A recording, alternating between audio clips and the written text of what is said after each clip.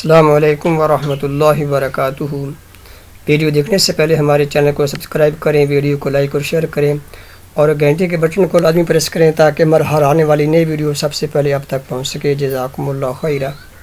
7 سنہرے اقوال۔ سیدنا عثمان رضی اللہ عنہ کا قول ہے کہ 7 آدمیوں پر میں تعجب کرتا ہوں۔ نمبر 1، مجھے ایسے آدمی پر تعجب ہے جس نے موت کو پہچان لیا پھر بھی ہنستا پھرتا ہے۔ نمبر 2، مجھے ایسے آدمی پر تعجب ہے جس نے دنیا کی اصلیت کو پہچان لیا کہ وہ فانی ہے پھر بھی وہ اس میں رغبت رکھتا ہے۔ نمبر 3، مجھے ایسے آدمی پر تعجب ہے کہ جس نے یہ جان لیا کہ تمام امور تقدیر سے جڑے ہوئے ہیں پھر بھی وہ ان کے کھو جانے پر غمگین ہوتا ہے۔ نمبر 4، مجھے ایسے آدمی پر تعجب ہے جس نے حساب و کتاب ہونے کو مان لیا پھر بھی وہ مال کو جمع کرتا پھرتا ہے۔ نمبر 5، مجھے ایسے آدمی پر تعجب ہے جس نے جہنم کی حقیقت کو سمجھ لیا پھر بھی وہ گناہ کرتا ہے۔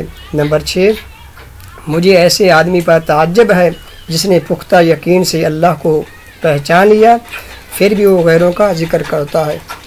اور نمبر 7، مجھے ایسے آدمی پر تعجب ہے جس نے پختہ یقین سے جنت کو پہچان لیا، جنت کی حقیقت کو جان لیا پھر بھی وہ دنیا میں راحت تلاش کرتا ہے۔ میرے محترم بھائیو، یہ سیدنا عثمان بن عفان رضی اللہ عنہ کے قول ہیں، بہت ہی پیارے قول ہیں۔ وہ عثمان بن عفان رضی اللہ عنہ مسلمانوں کے تیسرے خلیفہ اور اللہ کے نبی صلی اللہ علیہ وسلم سے جنت کی بار بار بشارت پانے والے، وہ تعجب کا اظہار کر رہے ہیں کہ ایسے انسان پر تعجب ہے کہ اس نے اللہ کو پہچانتا ہے، جنت کو، حقیقت کو پہچانتا ہے اور پھر بھی موت بھی دیکھتا ہے لیکن پھر بھی دنیا میں مگن رہتا ہے، دنیا میں سکون تلاش کرتا پھرتا ہے۔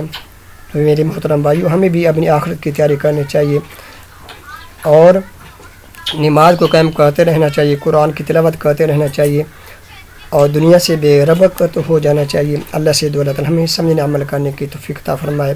ویڈیو کیسے لگی ہے ہمیں کمنٹس کر کے لازمی بتائیں۔ جزاکم اللہ خیرہ، احسن الجزا۔